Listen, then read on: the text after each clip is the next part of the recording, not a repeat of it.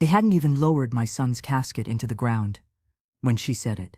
Right there, in front of the church doors, while people still lingered in clusters with tissues crumpled in their hands and red-rimmed eyes, Alyssa turned to me and said, "I need you to sign over the house this week."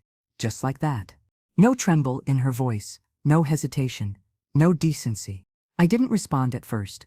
I simply stood there, stunned, gripping my grandson Josh's small hand in mine, as if his warmth could keep my knees from buckling. His other hand was still clutching the folded paper he'd drawn that morning. His version of heaven, complete with stick figures and clouds and Tyler's name written in block letters. Alyssa's tone was cool, almost rehearsed. She looked at me like I was a bank teller, and my dead son's memory was just a transaction to complete. "I'm sorry?" I asked, thinking maybe I had misheard. She didn't blink. "The house. Tyler wanted me to have it. I'd just like to get everything in order now, for Josh's sake." The same Josh who was standing right beside me. I opened my mouth, but nothing came out. Not anger, not confusion, just air and disbelief. Because what do you even say to someone who looks at you minutes after burying your child and thinks it's an appropriate time to talk about deeds and titles? Her black dress was tailored perfectly, of course. Her heels clicked on the pavement like a metronome of self-importance. She wore red lipstick to her husband's funeral. That detail stuck with me. Not because of the color, but because of what it screamed. Look at me, not him. Always her, never him. People moved around us, still offering condolences or returning to their cars. No one heard her except me and Josh. But he was too young to understand. Or so I hoped. I forced myself to nod barely. Not in agreement, but in restraint.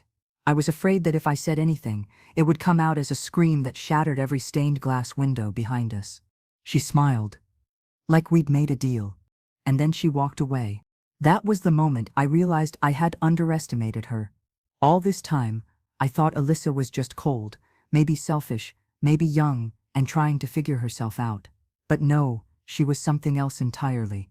Calculated, and now unchained, because the only person who ever held her accountable was inside a box, 6 feet under. The reception hall afterward was a blur, dull chatter, catered finger foods no one really touched, people trying too hard to smile through grief, or fill the silence with words that didn't help.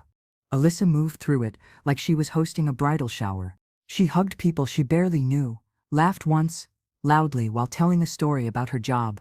I watched her from the corner of the room, nursing a cold cup of coffee, and I couldn't believe it. During the slideshow of Tyler's childhood photos, she was on her phone. I noticed it because the screen kept lighting up over and over again. Not once, not twice, but constant. Each time, the same name popped up, Mark. I didn't want to look, but I couldn't help myself. The way she smiled when she saw his name, it wasn't grief, it wasn't distraction, it was joy. Joy. My son's ashes hadn't even cooled, and she was smiling at another man's texts. That night, after everyone left, and Josh fell asleep in the guest room, I sat at the kitchen table, in silence. The kind of silence that doesn't comfort, it roars. The kind that makes the refrigerator hum feel like a freight train. I didn't eat. I didn't even bother changing out of my black blouse. I just sat there, staring at the walls of the house. Alyssa wanted to claim like it was a raffle prize. This wasn't some grand estate. It was a small 2-bedroom on a quiet street, vinyl siding, faded shutters, peeling paint on the porch rails. But it was mine. It was the home where I raised Tyler on a single income after his father walked out, where we painted over water stains together with laughter and primer, where Tyler once used permanent marker on his bedroom wall because he wanted to draw his superhero headquarters. It was a house built on effort and memory, not on entitlement. And now Alyssa wanted to rip it from my hands. I thought about confronting her, thought about saying, "You heartless snake, couldn't even wait a week?" But I knew how that would go. She'd twist it, cry, spin the story until I was the hysterical, grieving mother who couldn't let go. She was good at making herself look like the victim. And Josh, sweet innocent Josh. He was the one who'd suffer, he'd get dragged through tension he didn't deserve, he'd lose not just one parent, but the last stable piece of his world. So, I stayed quiet. But inside, I made a promise. If Alyssa wanted war, I'd give her silence. If she wanted the house, she'd have to walk over my cold-breathing body to get it. Because nobody disrespects my son at his own funeral and walks away with his legacy. Not while I'm still alive. I knew what I had to do: play along, nod, act confused. Let her think I was unraveling, weak, lost. Let her think I was the grieving grandmother who didn't have the strength to fight. While she planned her takeover, I would be planning my defense. While she smiled for show, I would be watching, digging, waiting, because I had buried my son. But I wasn't burying the truth. The morning after the funeral, the house was so quiet it hurt. It was the kind of silence that pressed against your ribs, that made the air feel thick. I stood at the kitchen sink with the faucet running just enough to make sound, staring out at the backyard like something out there might make sense of everything. Josh was still asleep on the couch, curled up with his Spider-Man blanket, a stuffed bear tucked under one arm. He had fallen asleep watching a cartoon, some show with bright colors and silly voices, a pathetic attempt at normalcy after a day that shattered everything. I didn't want to wake him. Instead, I moved carefully down the hallway and stopped at Tyler's old bedroom door. I hadn't opened it since the day he moved out. I couldn't. It had felt like trying to open a wound on purpose. And now, with him gone forever, that door might as well have been a tomb. But something inside me shifted that morning. Maybe it was anger. Maybe it was need. But I reached for the doorknob. My hand trembled. I turned it anyway. The smell hit me first.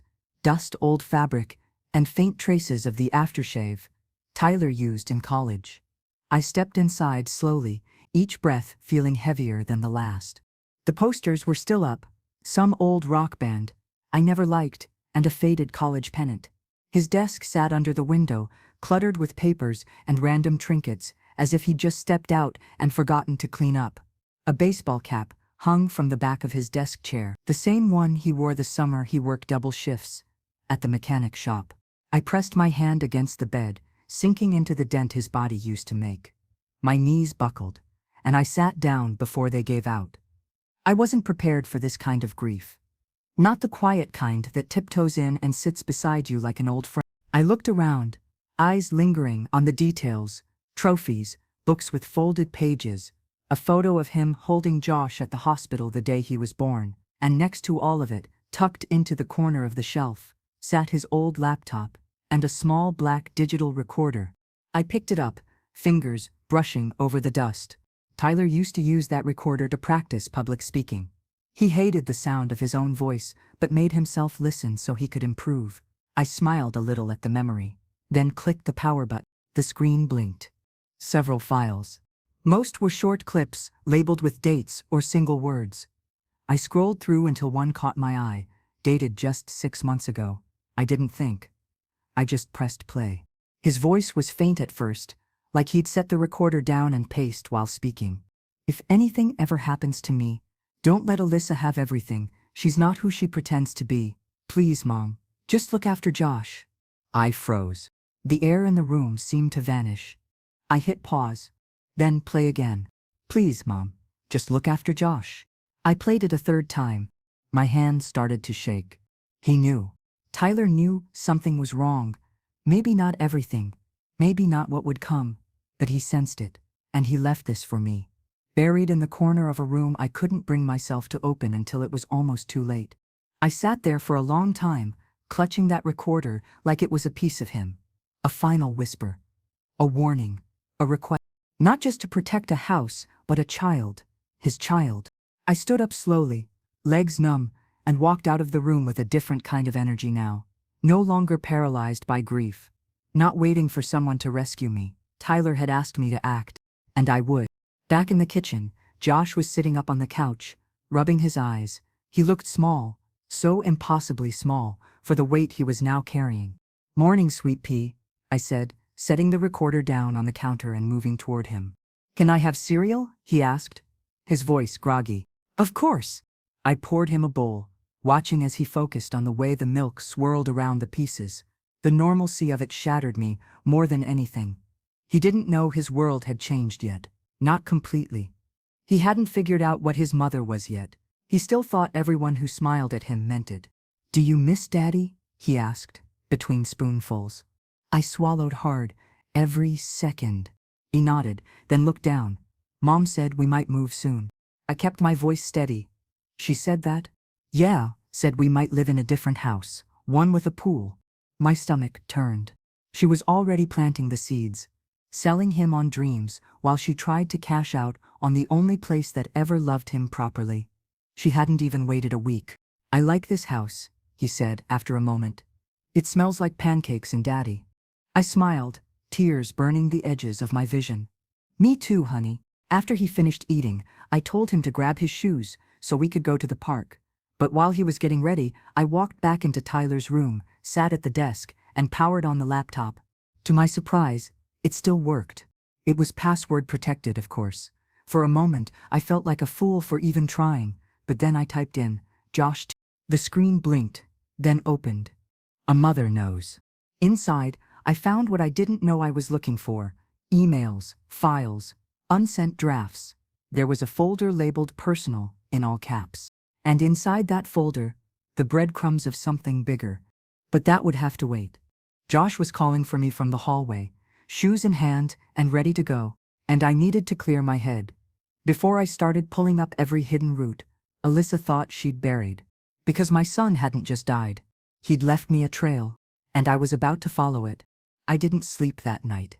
Not because I wasn't tired, but because I couldn't stop hearing Tyler's voice in my head, his words scratched into my chest like broken glass. Don't let Alyssa have everything. She's not who she pretends to be. Please, Mom. He'd known. On some level, he'd known the woman he married had been slipping into someone else. Or maybe someone she always was. I lay in bed, the baby monitor on beside me. Not for Josh's sake, but for mine. I needed to hear him breathing in the next room. I needed to know he was still here, still safe, still mine to protect, at least for now. The recorder sat on the nightstand, like a loaded weapon. I didn't dare play it again. Not yet. My heart wouldn't survive a third round tonight. But I knew I had to do something with it. It wasn't just a memento. It was evidence of what exactly I hadn't figured out yet. But it meant something. It meant Tyler had doubts. It meant he was scared, and that meant I needed to act. By the time morning came, I had a plan. I waited until Josh was busy drawing in the living room, then returned to Tyler's room. I sat at the desk, powered on the laptop again, and opened the folder marked personal. Inside were dozens of files, some spreadsheets, some text drafts, some scanned documents with poor lighting and cropped edges. I clicked through quickly until one file title made my stomach lurch. To Mom, if something happens. It was a text document. Unsent. Unfinished. I clicked it open. I don't know how to say this out loud. Alyssa's different now. I think she's seeing someone.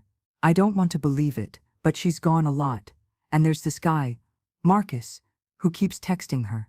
I checked her phone once. He called her baby. I'm trying to work it out for Josh. I don't want to break his world.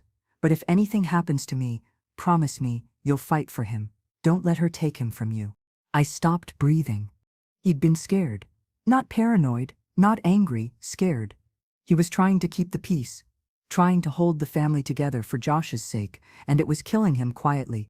And now here I was, reading his unfinished goodbye like a message in a bottle. Too late to answer it the way I wanted to, but not too late to follow through. I printed the letter, saved the folder to a flash drive. Then I made 3 copies of the voice memo from the recorder, one for me, one for the lawyer, and one just in case. Because if Alyssa wanted a game of power and paperwork, I was going to bury her in it. I couldn't do this alone though, not completely. That afternoon, once Josh was settled with a puzzle and a snack, I picked up the phone and dialed the only person Tyler had stayed close to besides me. Theo. I remembered him from a few holidays and the occasional photo Tyler sent over the years. Theo was the kind of friend who never demanded anything but always showed up. The kind of man who brought tools when Tyler had to fix a leaky pipe, not just opinions. Tyler used to call him part hacker, part therapist. Theo picked up on the second ring. Marie? He asked. I saw your name. And I'm so sorry. His voice was gentle, measured, like he knew how close I was to falling apart and wanted to give me space to break. Thank you, I said softly. I need your help. I didn't sugarcoat it. I told him everything. Alyssa's request at the funeral, the voice memo, the letter, The gut feeling I couldn't shake. I told him about the name Marcus flashing on her phone, about the way she smiled at texts while Tyler's photos played on a screen at his own memorial. There was silence on the line. Then, send me what you have. I'll look into her. Just like that. He didn't ask why. He didn't ask if I was overreacting. He just believed me. And that told me more about Tyler's character than any eulogy ever could. That night, I sat at the kitchen table again. The same table where I'd fed Tyler macaroni and cheese after soccer games, where he'd once cried after failing a math test, where he first told me he was going to propose. I looked around the kitchen. I saw the scuffed cabinet corners he used to lean against when he called his dad a ghost with bills. I saw the drawer he once locked his comic books in, convinced I'd throw them out. I saw life, not just his, but mine. And I knew what Alyssa was trying to erase. It wasn't just a house. It was proof he was loved. I placed the flash drives in a small jewelry box and hid them under the sink, taped behind a panel no one ever checked. I wasn't being paranoid, I was being careful, because if I'd learned anything from that voice memo, it was that Tyler had known more than he let on. And he left his trail for a reason. I only had to follow it. The next morning, Theo called. His voice was different, tight, urgent. I found something, he said. I walked onto the back porch, making sure Josh was still inside watching cartoons, then closed the door behind me. Tell me. She's been talking to Marcus for over a year. They used a messaging app that deletes the conversation history, but she didn't wipe her backups. I recovered over 70 screenshots. I didn't speak. My pulse thudded in my ears. Some are explicit, Theo added quietly. But most are just her complaining. She called Tyler boring, said she felt trapped. She even joked once that she'd get something out of this marriage if it killed her. My stomach turned. There's more, Theo said. Photos, hotel check-ins, social media tags that line up with Marcus's. There's even a text where she said, once the will's through, we can finally move in together. He has no clue. I sat down on the step, shaking. My son had died, not knowing how deep the betrayal went. But I would make sure Alyssa knew I wasn't her next victim. The call with Theo left me trembling. Not out of fear, but from the rage that bloomed beneath my skin like wildfire.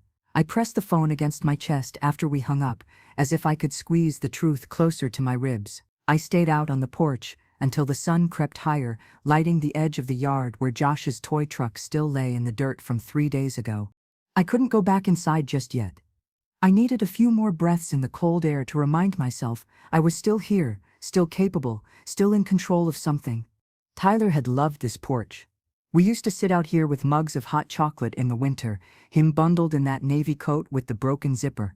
I remember the way he'd kick his feet up and talk about the stars like he was narrating his own documentary. He built the railing himself the year Josh was born. I ran my hand over the wood now, wondering how many nights Alyssa had stood here too, pretending to belong, pretending to care, while texting Marcus about escape plans. It was time to move. The first call I made was to Alan, our longtime family lawyer. He'd known Tyler since he was 10 and had helped me finalize everything after Tyler's father walked out on us. He wasn't just a professional, he was a quiet witness to our lives. He answered on the second ring. Marie, he said gently. I've been meaning to check in on you. How are you holding up? I'm fine, I replied, too fast to be convincing. But I need to talk to you, about something urgent, about Alyssa. There was a pause. I'm listening. I didn't hold back. I told him what happened at the funeral, the request, the recorder, the message, then the letter I found on Tyler's laptop. And finally, Theo's findings. Marcus, the affair, the messages, the sale she was planning. When I finished, there was silence. Then he said, That's a lot. It's enough to start something, isn't it? Possibly, he said cautiously. Did Tyler have a will? She submitted one a few weeks before the funeral. I called you before about it. You said the original wasn't in your records. I remember, she filed it digitally. Typed signature. No witnesses. I assumed it was just one of those emergency files people create in a panic. Well, I said, I think it's fake. Alan exhaled slowly, like he was weighing words. If we can prove it was forged, or at least that it's questionable in intent, we can challenge it. But we'd need a motive. She tried to list the house for sale, I said. I found the listing myself, through a fake LLC. That got his attention. She's already trying to offload the property, yes. Then we have our motive. Let me do some digging. Can you place a legal block? I asked. On a house in probate under dispute? Absolutely. If I file a preliminary injunction, citing suspected fraud, the title freeze goes into effect for at least 60 days. Do it. I didn't care if I sounded harsh. I didn't care if I sounded angry. Because for the first time in days, I didn't feel powerless. I felt righteous. When I hung up, I walked straight into the living room. Josh was on the floor, surrounded by puzzle pieces, trying to force two that didn't fit together. What you making? I asked. A castle, he said. But it's broken. Sometimes broken things just need a new angle, I replied. Try turning that one. He did, and it slid perfectly into place. He smiled, proud. See? I nodded. Exactly. He didn't know it yet, but that puzzle was a metaphor for everything we were living through. Tyler's broken trust, my broken peace. A house on the verge of being stolen. But all of it, every jagged piece could still form something whole, if placed right. That evening, I pulled up the real estate listing again. It was still live. My house, photographed, priced, and described like some soulless investment property. A charming 2-bedroom with natural light, updated kitchen fixtures, and ideal for young families. No mention of the pencil marks Tyler drew on the wall for Josh's height every year. No mention of the fireplace Tyler and I had painted together after his high school graduation. No mention of memory, of soul, of permanence. Just staged and ready to sell. I called the number listed for the agent. A woman answered cheerfully. Yes, hi, I said. I'm calling about the listing at 194 Prescott Drive. Oh yes, just went live yesterday. It's not for sale, I said flatly. I'm the legal owner. This property is under probate dispute, and the listing is fraudulent. Remove it immediately, or I will pursue legal action. Her voice changed instantly. Oh my goodness. I'm so sorry. I wasn't aware. I'm sure you weren't, I said, then hung up before she could continue. My hands shook afterward. Not from nerves, but from adrenaline, from the knowledge that Alyssa had crossed another line she couldn't uncross. Later that night, Josh was brushing his teeth when I heard Alyssa's car pull into the driveway. She had come to pick him up for the weekend. I opened the front door before she could knock. She was dressed like she hadn't lost a husband 3 weeks ago, tight jeans, boots, and a fitted sweater with too much perfume. Her eyes were bright, confident. Hey, she said smoothly. Just wanted to make sure we're still good for Josh coming with me. I nodded. He's finishing up now. She smiled. Great. I really think it'll be good for him. A little routine, stability. I held her gaze. I agree. She looked almost smug. Then she added, Did you get a chance to talk to Alan yet? About the house? I did, I said. Things are moving forward. Perfect, she replied, as if we were discussing brunch reservations. But what she didn't know, what she couldn't know, was that the moment she tried to erase Tyler, she ignited something in me that doesn't burn out. Because I wasn't just filing papers anymore. I was building a case that would outlast every lie she'd ever told.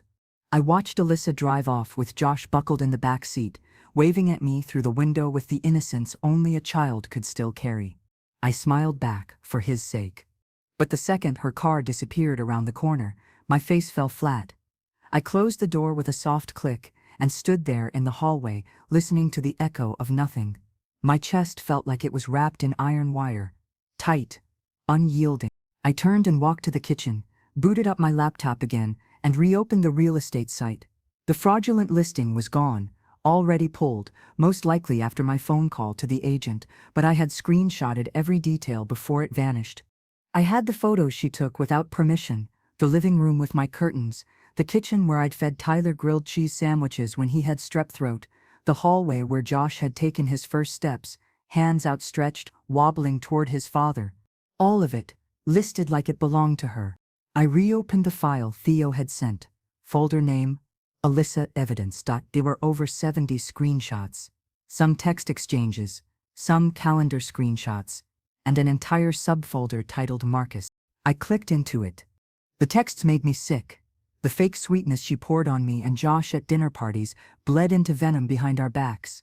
She called Tyler boring, controlling, emotionally stupid. She told Marcus she was trapped in a life she didn't choose and joked about selling the house, like flipping a used car. I opened another image. This one, a photo from a hotel room mirror. Alyssa and Marcus posed like teenagers, his hand resting low on her hip, both of them smiling like they had the world figured out. Timestamp, 5 months before Tyler died. The truth settled heavy in my gut. This wasn't a momentary lapse. It wasn't grief or confusion or emotional unraveling. This was planned, coordinated, cruel. I picked up the phone and called Alan again. "You were right," I told him. "There's more, a lot more." He was quiet for a beat. "What kind of more?" I explained the screenshots, the hotel check-ins, the text about listing the house under an LLC. Her plans to move in with Marcus after the will goes through. Alan sighed. "We're building a serious case here. I'll prepare a formal dispute.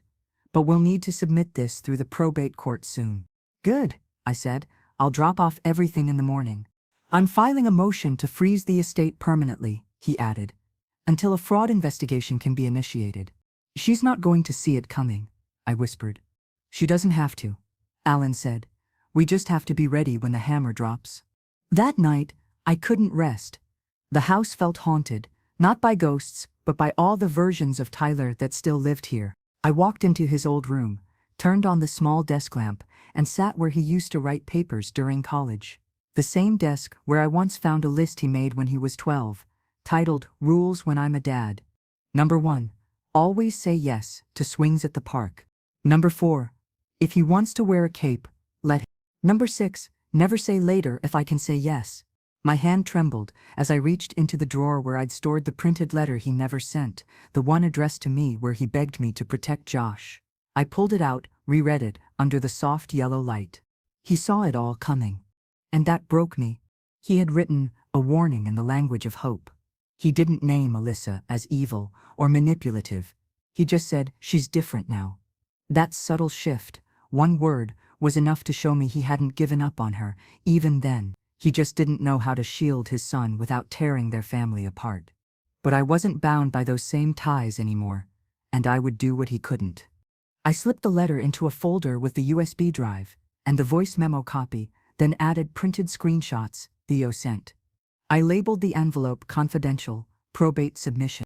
The next morning, I got up early, packed the envelope, and got dressed in my best navy coat, the one I wore to Tyler's college graduation. Alan's office was quiet when I arrived. He greeted me with a nod, took the envelope from my hands, and didn't ask questions as he slid the documents out and began flipping through them. His brow furrowed, his lips tightened. When he reached the printout of the house listing, he actually cursed under his breath. "This is intentional deception," he muttered. "Combined with that typed will and Tyler's memo, this isn't just a probate issue anymore." I leaned forward. "What do you mean?" "If we can prove she used false documents to file her claim and actively tried to profit from the estate before it cleared probate, we're looking at civil fraud at the very least, possibly criminal." I blinked. "Good." He glanced at me. "You don't seem surprised." "I'm not," I said. "She's been trying to erase him since the moment he died." Alan slid the documents back into the envelope and picked up the phone on his desk. "Then let's make sure she doesn't erase anything else." Back at home, I sat in the living room alone, the walls around me humming with memory. I didn't turn on the TV. I didn't play music. I just sat there and thought about how people like Alyssa rely on your silence. How they count on you being polite, fragile, too emotionally shattered to notice what they're stealing. But I had noticed. And now I had every intention of making her pay for it. I stood up, walked to the mantel, and picked up a framed photo, Tyler and Josh on a fishing trip, both of them sunburned and grinning. Josh had a tiny fish hooked at the end of the line, and Tyler was pretending it was a shark. I placed the photo in the center of the dining table and sat across from it. "If I do this," I whispered, "I do it for both of you." And I meant it. 2 days passed in a strange quiet. Not the kind that follows peace, but the kind that follows strategy, that hangs heavy like fog before a storm. Josh had returned from the weekend at Alyssa's house, with a strange look in his eyes. He didn't say anything unusual, didn't act out, but there was something tired in his posture. something too old for his 7 years. He sat at the table while I reheated spaghetti, drawing shapes in his sauce with a fork. I watched him from the stove, wishing again I could freeze time, protect this version of him before the world pulled the curtain back too far. "Grandma," he asked suddenly, "why do grown-ups lie?" I turned. "Where'd you hear that?" He shrugged. "Just wondered." I sat across from him. Sometimes adults lie because they're scared, or selfish, or because they think the truth will make things worse. He looked up. "Do you lie?" "No," I said without hesitation. "Not to you. Never to you." He nodded and went back to twirling pasta. But that conversation sat with me long after bedtime. It was time to stop playing defense. The next morning, I called Alyssa. I used the same sweet tone she always used with me. The kind with a smile hidden inside it.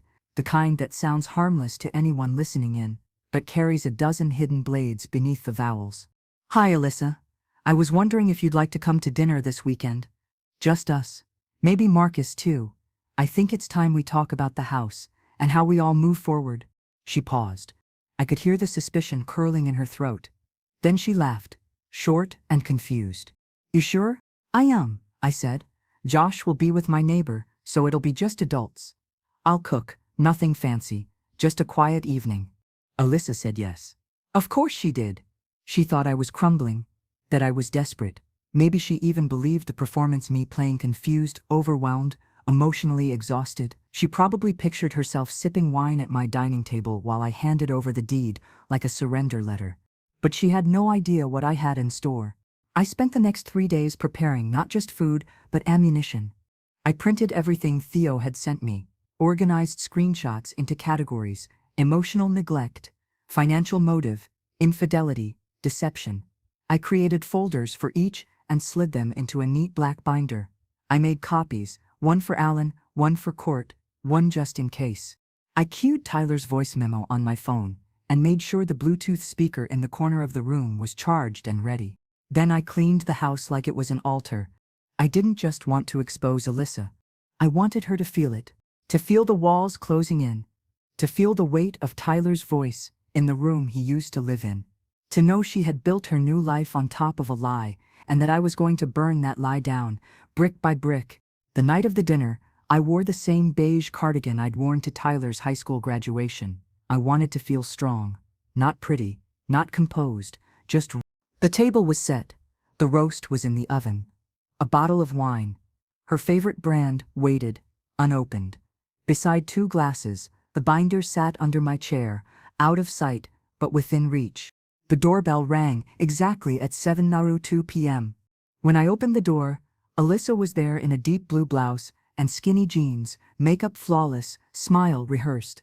Marcus stood behind her, younger than I expected, smug and underdressed. "Come in," I said softly. "Thank you for being here." They stepped inside like royalty.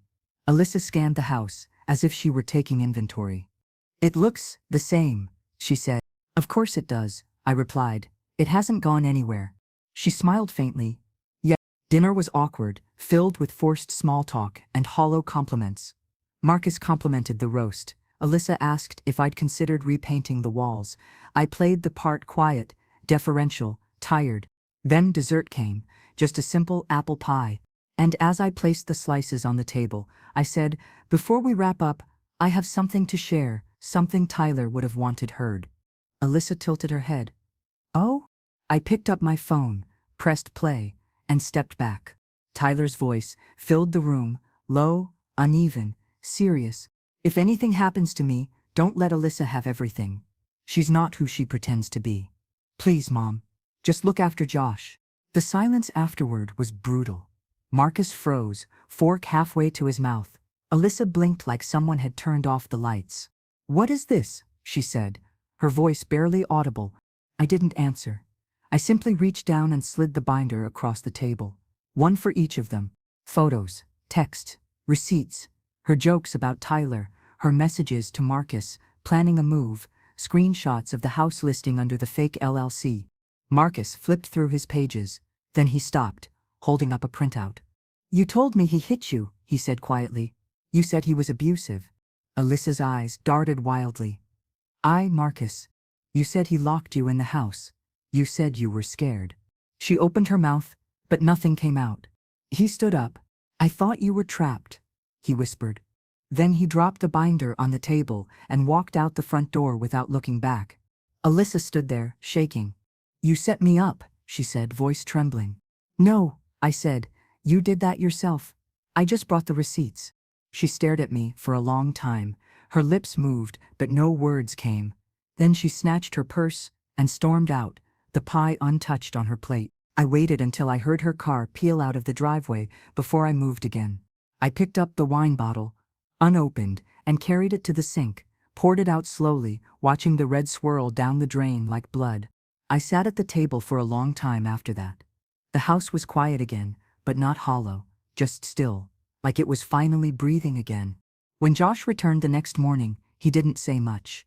He curled up beside me on the couch, thumb in his mouth, his other hand holding the old fishing photo. Is Mommy mad? He asked. No, sweet boy, I said, stroking his hair. She's just confused right now. He nodded. Like that made sense. And we stayed there, just the two of us, in the only house that ever truly loved him.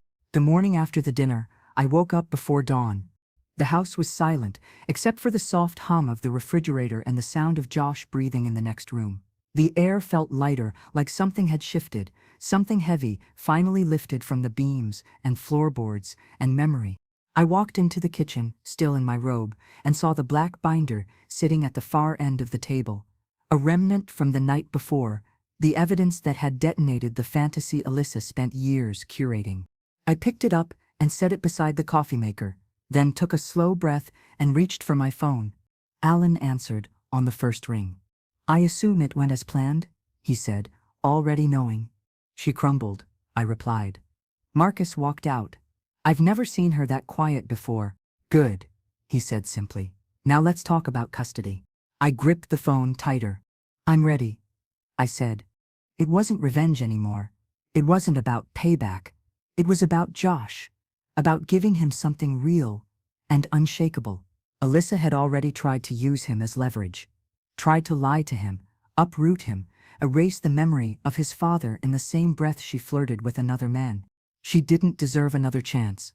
Based on what you've given me, Alan said, we can file for emergency temporary guardianship, citing emotional instability, potential fraud, and neglect.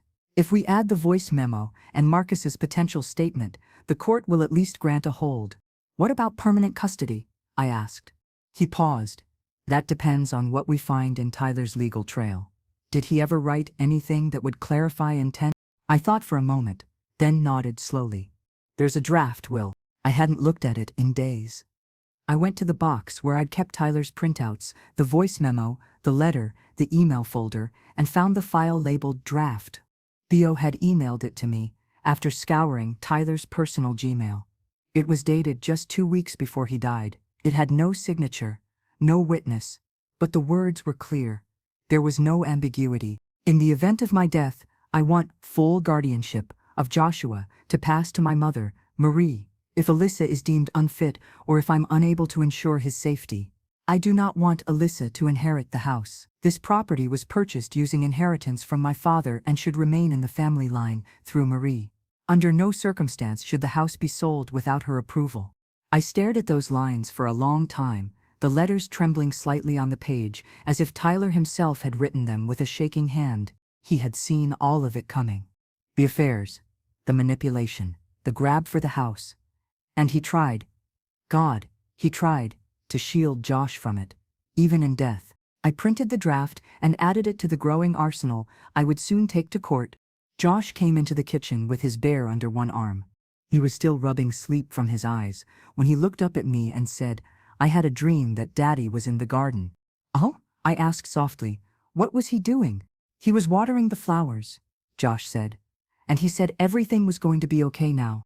I crouched down, wrapped my arms around him, and kissed the top of his head. He was right, I whispered. It's going to be okay. Alan moved quickly. He filed the emergency paperwork that afternoon, including the memo, the letter, the fake real estate listing, and a brief summary of the affair with Marcus's contact listed as a potential witness. By the next morning, my phone rang again. It was Child Protective Services. We received a filing regarding potential emotional neglect and instability surrounding the child's environment, the agent said. We'd like to conduct a home visit in the next 24 hours. I didn't flinch. Come anytime, I told her. Then I hung up and got to work. I scrubbed the kitchen, straightened the bookshelf, made Josh's bed just right. Not because I needed to stage anything. I wasn't Alyssa. I didn't fake appearances. But I wanted them to see this house as what it truly was, a home. This wasn't just where Josh lived. It was where he belonged.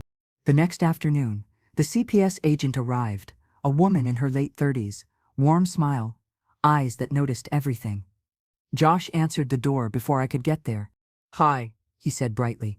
Do you want cookies? She laughed softly.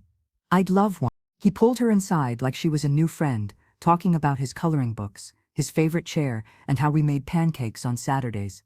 I stood nearby, letting him speak freely, every word more powerful than a legal brief. Afterward, the agent sat with me at the dining table. I told her the truth, not every graphic detail, but enough. About the funeral. About Alyssa's emotional distance. About Tyler's voice memo. About the attempt to sell the house from under us. She listened, without judgment. Your home seems stable, she said, after a pause. And it's clear Josh is bonded to you. What happens now? She smiled gently. We write the report. A judge will make a final call. But I can tell you this, you're doing everything right. When she left, Josh sat beside me on the couch and whispered, was she a nice lady? Yes, I said, brushing a curl from his forehead. She's helping us make sure everything stays safe. That night, Alyssa showed up unannounced. She banged on the door like a storm. You think you're going to steal my son? She yelled through the wood. You think you can take everything from me? I stepped outside and shut the door behind me, blocking Josh from the noise. I'm not stealing anything, I said calmly. I'm saving him. Her face twisted. You manipulative old hag. You've always hated me. No, I replied. But I've always known who you were. Her eyes flashed. You're going to regret this. You'll see. I didn't move. I didn't blink. You're panicking, Alyssa. And panic is not the same as power. She stared at me for one long, dangerous second. Then she turned, muttered something under her breath, and stormed back to her car. Later, Josh peeked out the window. Is Mommy mad again? I knelt beside him. She's upset, sweetheart. But everything's going to be okay. And for the first time, I actually believed it. Because I had the truth. I had the law. And now, I had Josh. The day after the CPS visit, I was folding laundry in the living room. Josh's shirts, my old flannel pajamas, the beige cardigan I seemed to wear more often now, when Theo called. His voice was faster than usual, clipped and urgent.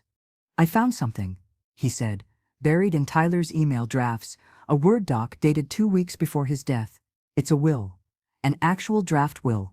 My hands froze over the laundry basket. Is it signed? No, Theo said. But it's detailed.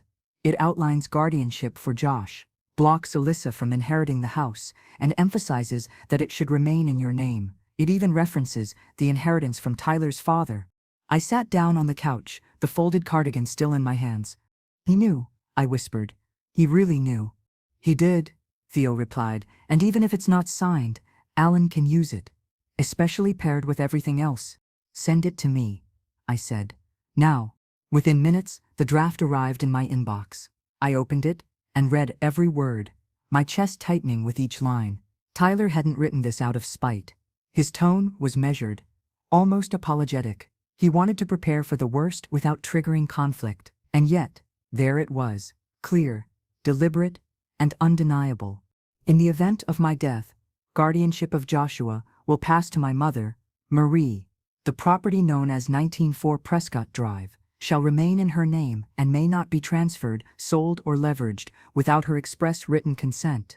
I do not wish for Alyssa to inherit the property. If I am no longer able to provide for Josh, I trust my mother to do what I no longer can. He trusted me, even in silence, even when he was already unraveling inside a marriage with a woman who was building a life with someone else in the shadows. I printed the will, held it against my chest. I didn't cry. Not yet. There was still more to do. I called Alan, forwarded him the document. He reviewed it within the hour. It strengthens everything, he said. It confirms Tyler's intent, and that's enough for the court to consider, even unsigned. With the voice memo, the fake listing, Marcus's exit, and the CPS visit, we've got a wall Alyssa won't be able to climb. When do we go to court? 10 days, he replied. But I'll request a pre-ruling on guardianship. With this draft, the judge might convert temporary custody into full guardianship. And Alyssa? She filed a counter-motion. I inhaled sharply. On what grounds? She's accusing you of parental alienation, manipulation, and emotional coercion. I closed my eyes. Of course she was. She's painting herself as the victim now, he continued. Claiming you've poisoned Josh against her, that you've always hated her, and are using the system to push her out of her son's life. She tried to sell the house while it was still in probate, I muttered. What does she think that looks like to a judge? She's betting on sympathy, Alan said. But she doesn't realize the depth of her cracks are already showing, and the more she talks, the worse it gets for her. That night, Josh brought home a school project, a poster about family. In the center was a drawing of Tyler holding a fishing rod. Next to it was a photo I didn't know he had, a snapshot of me hugging him in front of the porch, one arm around his shoulder, the other holding a lemonade. And beside the photo, in big purple letters written by a child who still believed the world could be simple, was the caption, My grandma is my hero because she keeps our house safe and always tells the truth. I stared at it, heart swelling, then breaking all over again. Josh had no idea the war being waged on his behalf, and I wanted to keep it that way. He deserved a life where love didn't come with conditions, where stability didn't vanish when someone changed their mind. I taped the poster to the fridge, right next to his spelling test and his handprint turkey from Thanksgiving. And then I sat at the kitchen table and wrote down a list of final steps, things to do before court, evidence to print, witnesses to prep, statements to finalize, because Alyssa was trying to rewrite history. But I was holding the original version in my hands. She tried calling the next morning. I didn't answer. But I listened to the voicemail. Later, her voice a whisper of what it once was. I didn't mean for this to get so bad. Can we talk? Please? I miss my son. It almost sounded real. Almost. But missing someone after you've betrayed them doesn't rewrite the betrayal. It just makes you lonely. I deleted the message. Days passed in a blur of court paperwork, notarized affidavits, and Alan walking me through each step like a general drawing a battle map. Josh sensed the tension, but never asked for details. He played with his toys, watched his cartoons, and curled up in Tyler's old room every night like it was a place where dreams still felt safe. I didn't touch the room, not the posters, not the curtains, not the scuffed dresser drawer where Tyler once hid candy from a diet he never followed. I just added a small bookshelf and let Josh fill it. Comics, puzzles, a framed photo of him and Tyler by the lake. I caught him one night whispering to it, "Are we doing okay, Daddy?" Then, after a pause, "I think Grandma fixed it." He didn't know I was standing in the hallway, listening with a hand over my mouth to stop the sound that wanted to escape my throat. But I heard it, and it kept me going. When Alan confirmed the court date, I set out the cardigan I would wear, the binder I would carry, and the documents I would hand to the judge. This wasn't a battle anymore. The courthouse smelled like old carpet and disinfectant. Josh sat beside me on the bench outside the courtroom, swinging his feet and clutching his backpack, which I'd filled with coloring books, crackers, and a stuffed giraffe. I told him we were going to a place where grown-ups talked a lot, and he might have to wait while I answered some questions. He nodded like it was just another errand. He didn't know this day would decide if he stayed with me, or went back to someone who saw him as leverage. Alyssa walked in 10 minutes late. She wore a tight gray blazer and oversized sunglasses, indoors, like she was starring in some dramatic soap opera. Her lawyer followed behind her, flipping through papers like he was already sweating through the motion briefs. She didn't look at me, not once. But I looked at her, and I saw it behind the sunglasses, behind the posture and hairspray, fear. Not grief, not regret, fear. And that's when I knew, no matter what she said inside that courtroom, the truth had already started to rot her from the inside. We were called in. The room was simple. Clean wooden tables, worn pew-like benches, a judge who looked like she'd seen 1,000 cases of heartbreak, disguised as law. Alan stood beside me, calm and composed, the binder we'd compiled in his hands. Alyssa sat across from us, her lawyer whispering rapidly in her ear. The judge opened the hearing by acknowledging the emergency custody arrangement already in place and that today's proceedings would determine if that arrangement would become permanent. Then it began.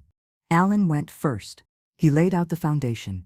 The voice memo, the timeline of Tyler's death, the suspicious will Alyssa filed, the forged LLC used to list the house, and the draft will found in Tyler's personal email. He spoke clearly, without malice, like someone laying bricks on a path that couldn't be undone. He handed over the voice memo, and for the second time, Tyler's voice echoed through a room of strangers. If anything happens to me, don't let Alyssa have everything. She's not who she pretends to be. Please, Mom. Just look after Josh. The courtroom fell into silence. Even the judge looked down at her desk. Then came Alyssa's turn. Her lawyer rose and launched into a statement soaked in performance. He claimed Tyler had struggled with controlling tendencies, that the voice memo lacked context, that Alyssa had been isolated and intimidated for years. She filed the will because she was acting on Tyler's last verbal wishes, he claimed. He never trusted his mother. He told Alyssa she would inherit the house. Any proof of that? The judge asked. Just her word, the lawyer said. That's not enough, the judge replied. Alyssa's voice cracked. I tried to protect Josh from all of this, she said, from the tension between us, from the judgment. Tyler wasn't the man you all think he was. But the problem with liars is that eventually they lose track of the lies. And Alyssa, she couldn't even keep her tone straight. When the judge asked about the real estate listing, the fraudulent LLC, Alyssa stammered. I thought I had the right. I thought the house was mine. The judge's face remained unreadable. You listed a house during probate. That is not a mistake. That's fraud. Then came the final blow. Alan submitted Marcus's affidavit, a sworn statement, emailed the night after he left my house, confirming the affair, confirming that Alyssa had lied to him about Tyler being abusive, and that she had planned a life with Marcus long before Tyler's death. When the judge finished reading, she looked back at Alyssa like someone seeing through a fog for the first time. This isn't a custody dispute, she said. This is an attempted rewrite of a man's death. The ruling didn't take long. Temporary custody became permanent guardianship. The will Alyssa submitted was dismissed as unreliable, and Tyler's unsigned draft, combined with the voice memo and supporting statements, was accepted as valid reflection of intent. The judge issued a permanent hold on the house's title. Any transfer, sale, or leverage was now illegal without my explicit consent. The probate dispute was referred for further investigation, one that could lead to criminal charges. Alyssa sat motionless as the judge read the decision. Her mascara had begun to run. Her mouth stayed slightly open. Her hands never stopped shaking. When it was over, her lawyer patted her shoulder, but even he couldn't look her in the eye. Outside the courtroom, she followed us into the parking lot. Wait, she called out. Please. Josh was holding my hand. I pulled him gently behind me. Alyssa stood a few feet away, hair frizzing in the heat, her blazer clinging awkwardly to her arms. Can I say goodbye? She asked. I looked at Josh. He hesitated, then gave a tiny nod. She knelt down and whispered something in his ear. He didn't say anything back. He hugged her with one arm, polite, stiff. Then he turned and walked toward me, without a word. Alyssa rose to her feet. I didn't mean for it to happen like this, she whispered. But you planned it, I said, and that's why you lost. She didn't reply. She just walked away, shoulders hunched, keys trembling in her hand. Back at home, I made grilled cheese for Josh, extra butter, the way Tyler used to love it. Josh ate at the table and colored while I sat on the couch, holding the court order in my lap. The paper felt heavier than it should have. It wasn't joy I felt. It wasn't victory. It was relief, laced with grief, like closing a book that should have ended differently, but still found a clean final page. I looked up at the doorway where Tyler had marked Josh's height every birthday. That pencil line still stood. Untouched, unfaded. Proof that he had been here. Proof that love had been here. And now, finally, no one could take that away again. It's been 4 months since the court ruling. The house feels different now. Not haunted, not angry. Just still, like it finally stopped bracing for a storm that already passed. The mail doesn't come with threats anymore. No lawyers pounding at the door. No unexpected knocks. No perfume lingering in the air after one of Alyssa's stage drop-ins. It's just me and Josh now, and a rhythm we've built that feels like healing.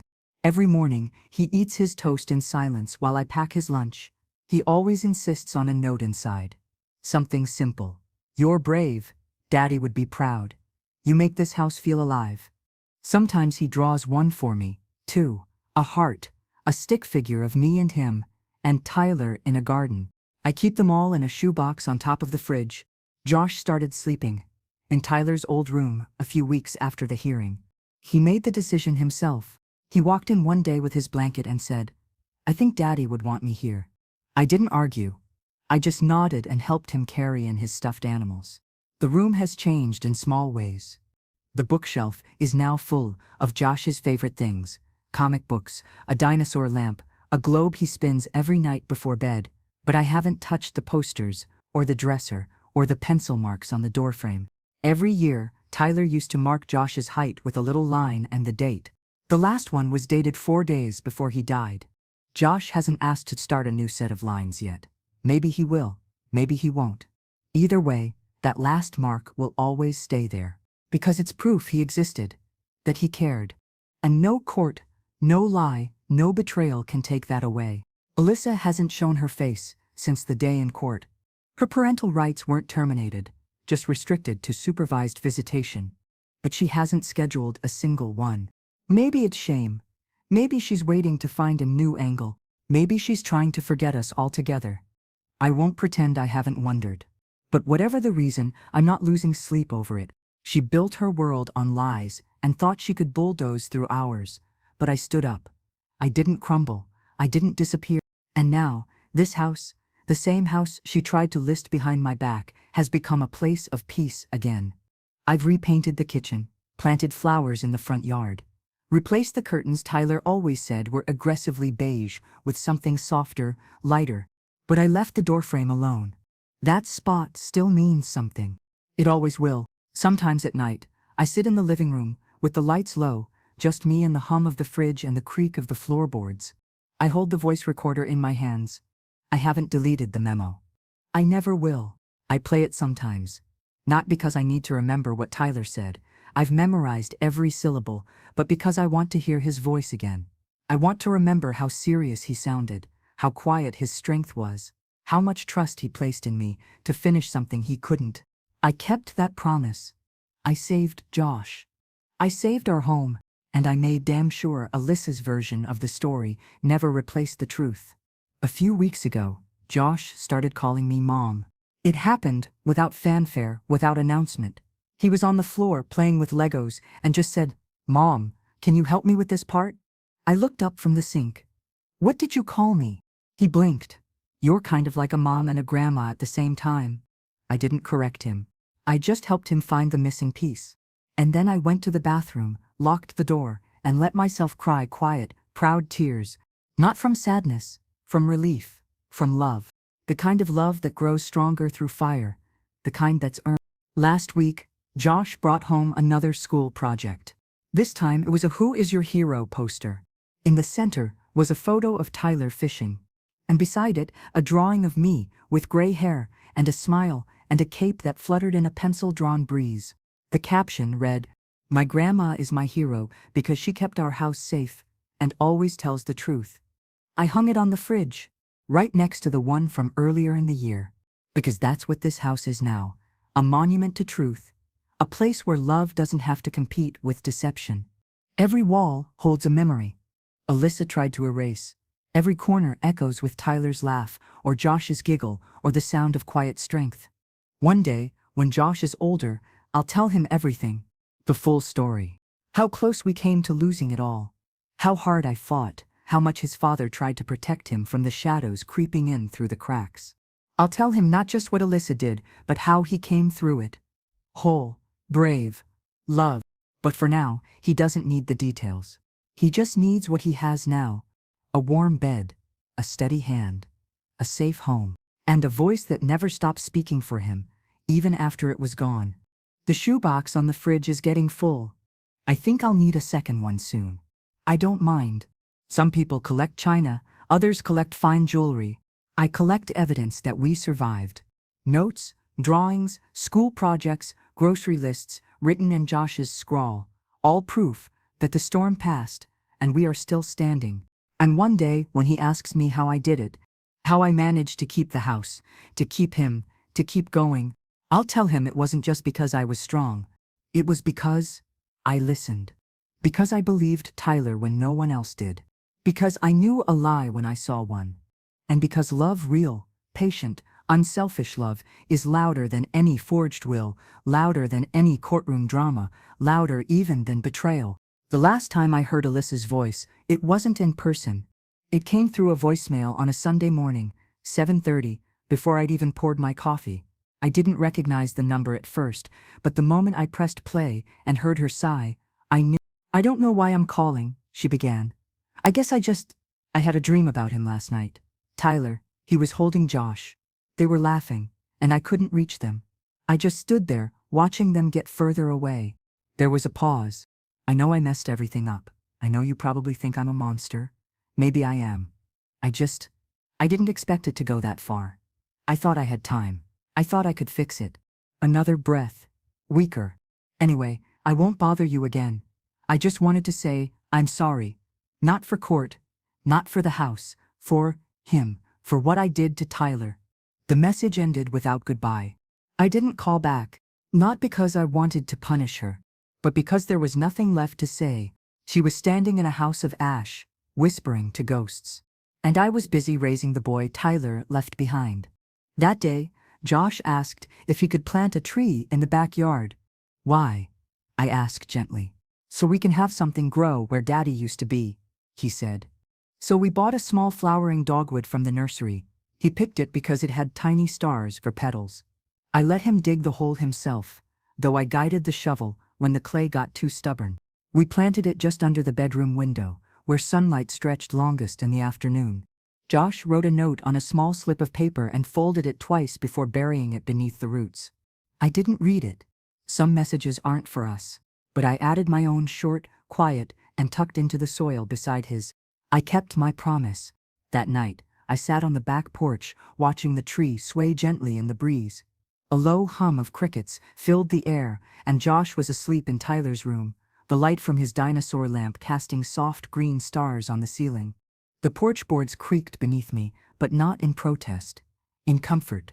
This house, my house, no longer felt like a battleground. It felt like it was breathing again, living again. And I realized something I hadn't dared to name before. I wasn't just surviving. I was home. A few days later, the DA's office called. Not to ask me questions, but to let me know they were formally investigating Alyssa for attempted estate fraud. Apparently, someone in the real estate office had filed a complaint about the forged LLC, and Alan's submission of the probate documents had triggered a secondary review. "If we find that she knowingly submitted a false will and tried to profit from it," the DA said, "there could be charges." I thanked them. But I didn't celebrate. Justice, at this point, wasn't about revenge. It was about documentation, about leaving a clean record behind for Josh to discover one day, when he asked the harder questions. Why didn't she fight harder to see me? Why didn't she tell the truth? Why did Daddy stay as long as he did? And when he does, I'll sit with him in the quiet of this house, and I'll tell him everything. I'll show him the pencil lines on the doorframe, the court documents, the binder of screenshots, and the final draft of Tyler's will, tucked neatly into a manila envelope at the back of my closet. I'll let him decide what to make of it all, but at least he'll know the truth. Sometimes, when the wind rustles the tree outside his window, Josh tells me he thinks it's his dad saying goodnight. I don't correct him, because I hope he's right. I hope Tyler sees the room filled with light and comic books, the photo on the dresser, the boy who sleeps peacefully in the bed that once held his own childhood dreams. I hope he knows he was never erased. That weekend, we took a photo. Josh and I, standing in front of the tree. He insisted we wear matching sweatshirts, the ones with a big heart stitched in the middle and Team Dad written in crooked letters across the chest. We set the phone on a timer and smiled. Big, honest smiles. I framed the photo the same night and placed it next to Tyler's graduation picture on the mantle. 2 images, 2 eras, a story told in silence. That same night, I opened Tyler's email again. Not to dig, just to feel close. I scrolled through the old messages. Most were mundane: work reports, photos from Josh's birthday, jokes between him and Theo. And then I found one I hadn't seen before. It was buried under an autofilter, dated just 3 days before the accident. It was addressed to me. Subject line: just in case. Mom, I don't want to scare you. I've been feeling uneasy. I don't know if it's me or her, but I keep hearing Josh cry when I'm not in the room. I keep finding my keys moved, my papers shuffled.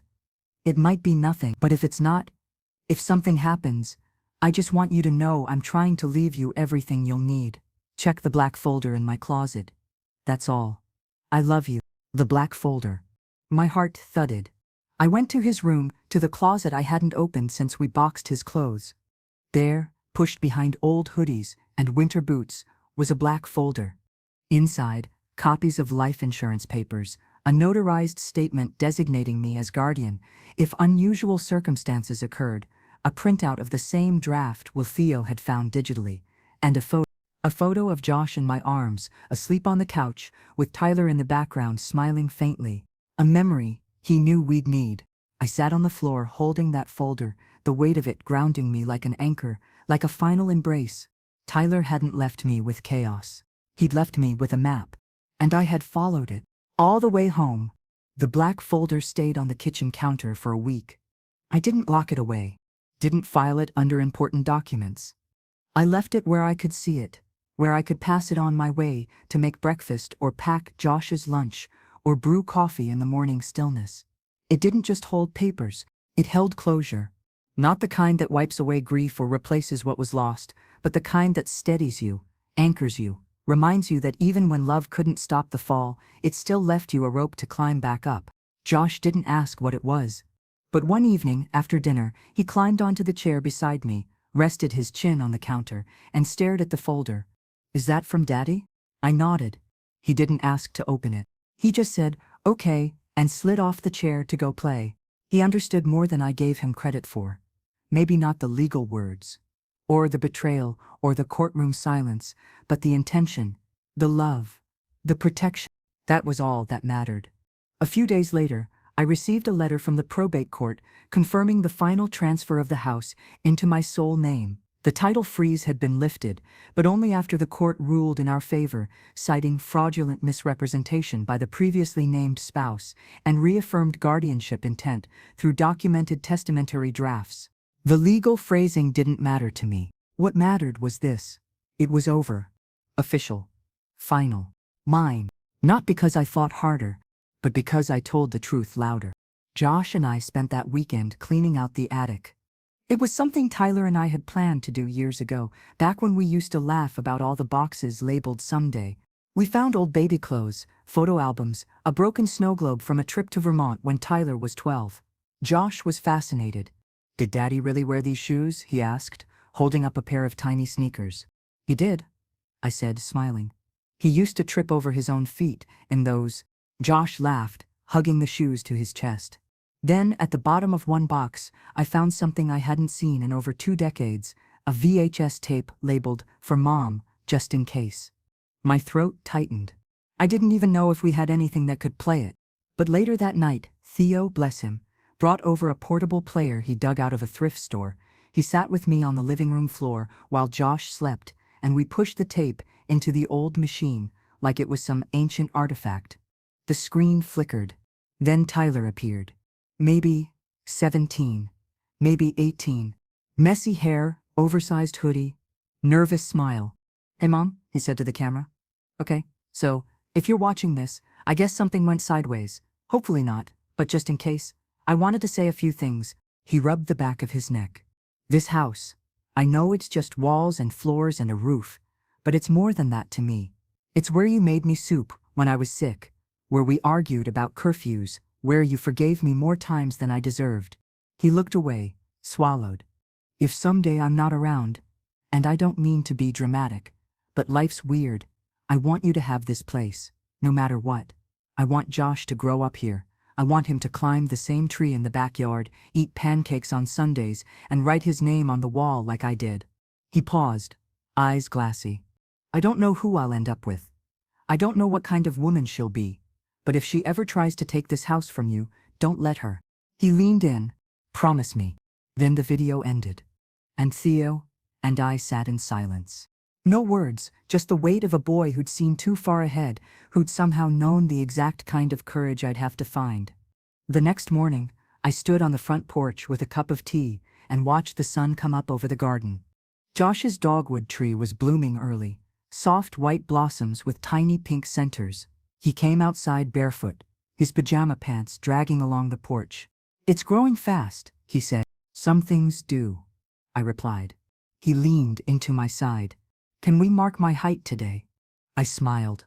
"You sure?" He nodded, eyes serious. I walked him over to the doorframe, grabbed the old pencil from the drawer, and marked a line just above the last one. I wrote the date beside it. Then I handed him the pencil. "Your turn," I said. He stared up at me. "To mark yours?" "No," I whispered, "to write your name." He grinned, tongue between his teeth, and scrawled Josh in big crooked letters right next to the line. We stood back and looked at it. 2 names, 2 heights, 2 lives continuing. That night, I packed away the black folder, not because I was hiding it, but because I didn't need to keep it in arm's reach anymore. It had served its purpose, and now it could rest. Like Tyler, like that version of me, the one who had to be so sharp, so ready to strike. That woman could finally exhale, because I wasn't just defending a house anymore. I had rebuilt a life. Some people say grief fades. I don't believe that. I think it changes shape, shrinks itself into quieter places, moves from the surface into the framework, into the floorboards, the hinges, the breath between words. It doesn't go away. It just stops asking for attention. That's what this house feels like now. Not an open wound, but a healed one. Scarred, yes, but solid. Strong. Still here. Like me. The seasons changed fast this year. One day we were in t-shirts, the next I was pulling flannel sheets out of storage, and Josh was complaining about socks again. He still sleeps in Tyler's room, still spins the globe every night before bed. The dogwood tree outside his window is taller now, fuller. He calls it Dad's tree, and every weekend he waters it like it's sacred. Sometimes he whispers to it. I never ask what he says. Some things aren't meant to be repeated. One Sunday afternoon, he came home from school with a writing assignment. It was titled, "If My House Could Talk." He handed it to me before dinner and said, "I don't know if it's good. You can fix it if it's bad." I told him I wouldn't change a single word, and I meant it. Here's what he wrote. "If my house could talk, it would tell you about pancakes on Sundays. It would tell you about my dad's laugh and how the floor squeaks outside my bedroom. It would tell you my grandma is like a superhero, even though she doesn't wear a cape. It would say I've seen storms, but this family didn't fall. It would whisper about quiet nights and loud cartoons and the dogwood tree that talks back.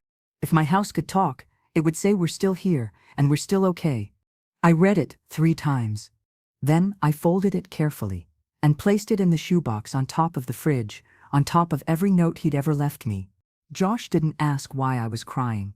He just wrapped his arms around me and said, "I think Dad would be proud of both of us." And I believed him. I still play Tyler's memo from time to time. Not because I need to, but because I want to. Because every now and then, it helps to remember the sound of a man who loved quietly, who saw something coming and tried to stop it with what little he had. He wasn't perfect. He made mistakes. He held his hurt too long, but he never let it touch Josh. And in the end, he trusted me to carry what he couldn't finish. That voice, his voice, became the first brick in a wall that stopped everything from collapsing. It still echoes in this house. In every drawer I open, in every plant I water, in every time Josh laughs without hesitation. I ran into Marcus at the grocery store a few weeks ago. He was alone. Older maybe, tired in the eyes. He nodded when he saw me, like a man who knew better than to pretend we were strangers. He didn't speak at first. Then, finally, I didn't know. I didn't answer, he added. If I had, I would have walked away sooner. I gave him a small nod. Then I turned and left. There was nothing left to be said. Alyssa hasn't resurfaced. Not in court, not in person, not even by mail. Her supervised visitation rights lapsed after 6 months of silence. She could have fought harder. But I think she knew. Josh no longer asks where she is. He no longer asks when she's coming back. That chapter, for him, closed not with anger, but with understanding. The kind only children carry. That kind that accepts what is, instead of clinging to what should have been. Today, Josh brought me a picture he drew in class. It was a house, with big windows, a front porch, and a tree out back. Inside were 3 stick figures. One was labeled me. The second said, Dad. He's always here. And the third, taller, with curly gray scribbles for hair, was labeled home. Not Grandma. Not Marie. Just, home. I taped it beside the refrigerator. The space is nearly full now. I'll have to find another wall soon. Maybe the hallway, maybe the back of the door. Tyler used to slam when he was 15 and dramatic. Wherever it goes, it'll be safe. Like everything else that made it through. I no longer feel like I'm fighting. I'm tending now to a house that has weathered storms. To a child who still believes in superheroes. To the legacy of a son who didn't go quietly, but who trusted the right person to carry his voice forward. And to my own peace. Earned, not given. This story didn't end in headlines. Or dramatic exits. Or final screaming matches. It ended like the best stories do. In truth. In protection. In love. That stayed, even when everything else tried to leave. Tyler once said, this house was small, but full. He was right. It's full of laughter now. Full of memory. Full of healing. And most of all, it's full of the voices that matter.